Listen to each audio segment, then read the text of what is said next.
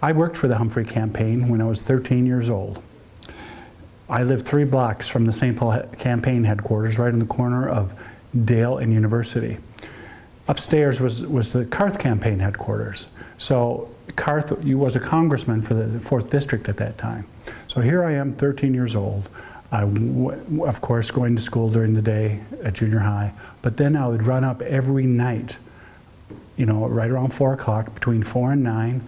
I would lick stamps, you know, get the word out, and even take phone calls in a general kind of way, but then I'd give it to the big people at that time who were a few years older. But the capstone of that, again, like with any volunteer who experiences, is to go to the victory night celebration. I was there at the Hotel Leamington on that night, and for a 13-year-old kid to sort of like say, wow, you know, this is kind of neat. It was neat, and it was a very unique experience. Now at that time, no one knew if Hubert won or not, but I do remember the next morning, because, you know, I have to go back to school, finding out in the morning that he lost. And even at that point, knowing how much time and effort you put into a campaign, you feel, even at the young age that I was, a feeling of disappointment. I went back to Washington after graduating from high school to work for the program Close Up. And I was able to do an internship out there and interact with them. And who did I go to when I was interning out there, and where I was responsible for 20 young people every week in Washington for a 5-month period?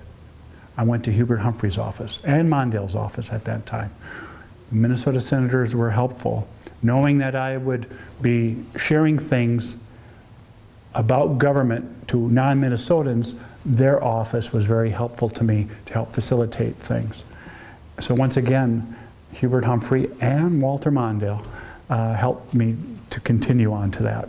Now today, you know, I look back and I was one of the, I don't know how many, 100,000 people about or so on a cold January night. Whether it be, I think, the middle 13th of January, who knows, but it was in January of '78. Came up to the steps here on the Capitol, waited like many other Minnesotans to pay the final respects to Hubert H. Humphrey.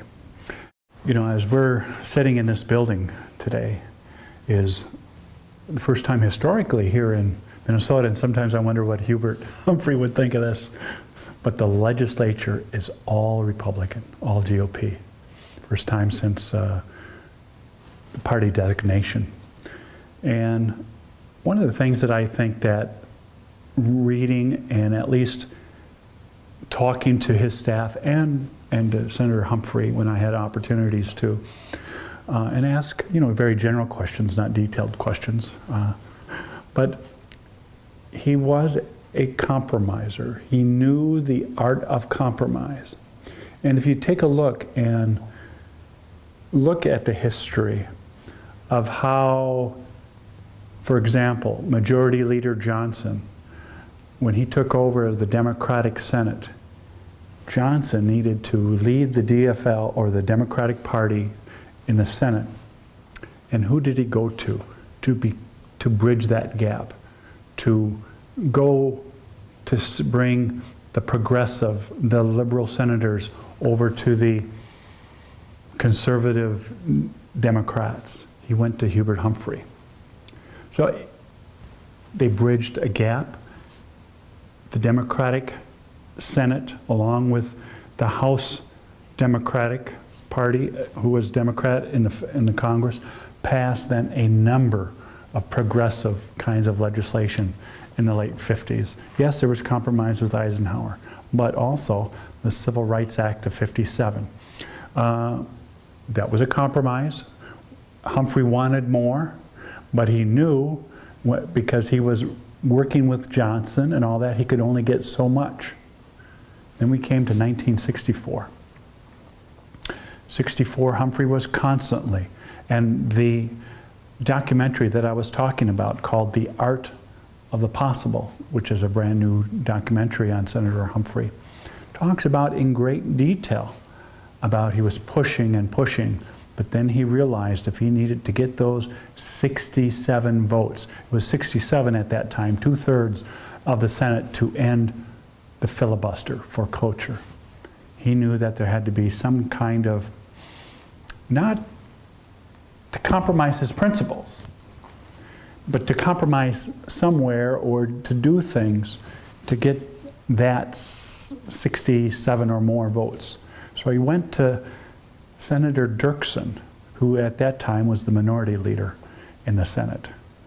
They worked out a deal, a compromise, or whatever you may want to call it, and was able to get enough Republicans, because you got to remember historically, it was the Southern Democrats who opposed the Civil Rights Act in '64, and some conservative Republicans.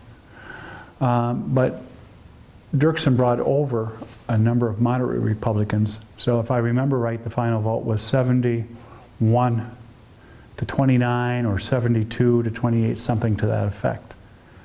That may not have happened if it was Hubert H. Humphrey was not there to lead that element of compromise, which I think that if you take a look at his historical legislative record on the big issues, there was progress, but he also knew where you had to make compromise and to close the deal or to do something to where the sides can come together and move forward. And that's not happening here in this building anyways. Hopefully that by May 23rd. But that's one of the things that for anyone, Republican or Democrat, middle of the road or libertarian or whatever, can learn from Hubert Humphrey, the art of compromise when necessary.